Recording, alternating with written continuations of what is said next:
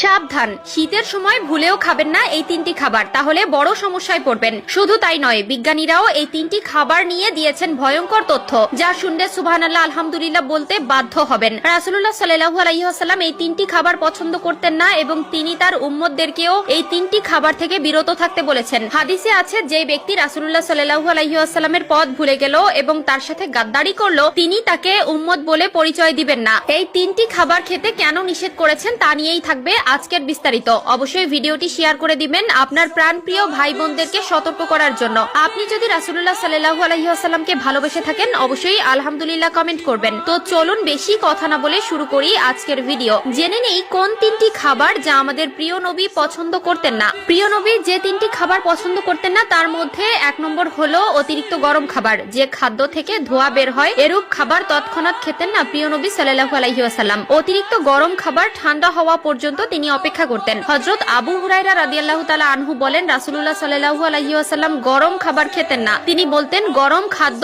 বরকতহীন। নিশ্চয়ই আল্লাহ তাআলা আমাদের আগুন খাওয়াননি।